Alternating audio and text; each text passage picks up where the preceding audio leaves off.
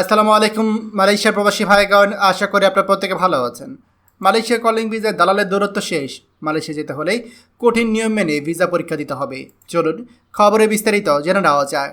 প্রায় 2 বছর বন্ধ থাকার পর অবশেষে বিদেশি শ্রমিকদের জন্য কলিং ভিসা উন্মুক্ত করেছে মালয়েশিয়া সরকার। মঙ্গলবার 22 আগস্ট দেশটির স্বরাষ্ট্র মন্ত্রণালয় ও মানব সম্পদ মন্ত্রণালয়ের যৌথ কমিটির বৈঠকে এই সিদ্ধান্ত নেওয়া হয়।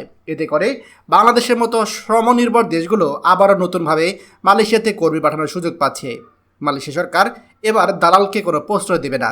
সরকার এবার স্পষ্টভাবে জানিয়ে দিয়েছে, সঠিক কোম্পানি ও অফিসিয়াল এজেন্সি ছাড়া কোনো দালাল বা অননুমোদিত এজেন্টের মাধ্যমে কলিং ভিসা পাওয়া সম্ভব নয়। অতীতে দালালদের মাধ্যমে ভিসা জালিয়াতি, কর্মীদের হয়রানি ও অবৈধভাবে শ্রমিক প্রেরণের ঘটনা ঘটায় সরকার এবার কঠোর নিয়ন্ত্রণ আরোপ করেছে। এই কারণে শ্রমিকদেরকেও সতর্ক থাকতে বলা হয়েছে, যেন তারা ভুয়া দালাল বা অপ্রমাণিত কোম্পানি ফাঁদে না পড়েন। এখন নতুন করে কোন কোন খাতে শ্রমিক নিয়োগ হবে সেটা নিয়ে অনেকের মনে প্রশ্ন রয়েছে। মোট যে 13টি খাতে বিদেশি কর্মী নিয়োগের অনুমোদন দিয়েছে মালয়েশিয়া সরকার, এর মধ্যে কৃষি, বাগান, খনি ছাড়াও সার্ভিস সেক্টরে বিভিন্ন উপখাত রয়েছে। বিশেষভাবে অনুমোদিত খাতগুলো হচ্ছে কৃষি, বাগান, খনি, হোলসেল ও রিটেল ব্যবসা, land warehouse, security guard, metal ও scrap materials, restaurant, laundry, cargo, building কলিং ইত্যাদি। নির্মাণ খাতে এখান কড়াকড়ি আরোপ করবে মালয়েশিয়া সরকার। সবচেয়ে বড় পরিবর্তন এসেছে নির্মাণ খাতে। স্বরাষ্ট্রমন্ত্রী সাইফুদ্দিন নাসরুসান ইসলাম জানিয়েছে, এবার থেকে শুধুমাত্র সরকারি প্রকল্পে নিয়োজিত কনস্ট্রাকশন কোম্পানিগুলোই বিদেশি শ্রমিক নিয়োগ করতে পারবে। সাধারণ বেসরকারি নির্মাণ সাইটের জন্য আর কোনো ভিসা ইস্যু করা হবে না।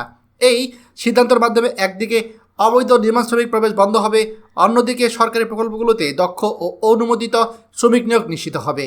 এছাড়া উৎপাদন খাতে অগ্রাধিকার দেওয়া হচ্ছে। উৎপাদন বা ম্যানুফ্যাকচারিং খাতকে গুরুত্ব দিয়ে বলা হয়েছে, Malaysia investment development authority MIDA এর আওতায় নতুন বিনিয়োগ অগ্রাধিকারের ভিত্তিতে শ্রমিক নিয়োগ অনুমোদন করা হবে। এতে দেশটির শিল্প খাতে প্রবৃদ্ধি বাড়বে এবং বিদেশি বিনিয়োগ আকৃষ্ট হবে বলে আশা করা হচ্ছে। আগে সরাসরি নিয়োগকর্তা কিংবা বিভিন্ন এজেন্টের মাধ্যমে শ্রমিক নিয়োগ করা হলেও এবার থেকে আর সেই সুযোগ থাকছে না।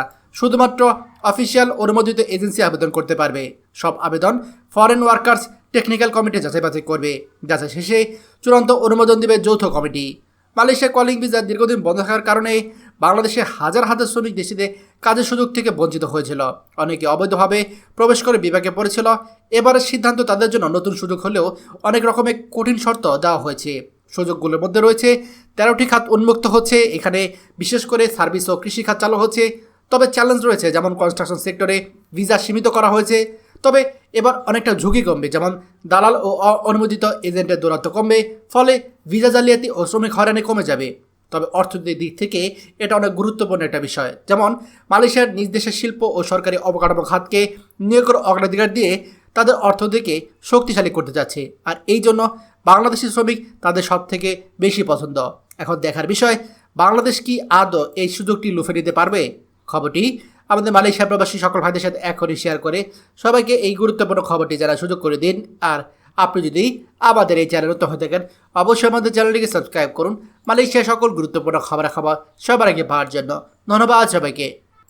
আমাদের সকল ভিডিও আপডেট সবার আগে পেতে আমাদের চ্যানেলটিকে সাবস্ক্রাইব করুন। সাবস্ক্রাইব করতে সাবস্ক্রাইব বাটনে ক্লিক করুন এবং বেল আইকনে চাপুন, যাতে আমাদের কোনো নতুন ভিডিও আপনি মিস না করুন।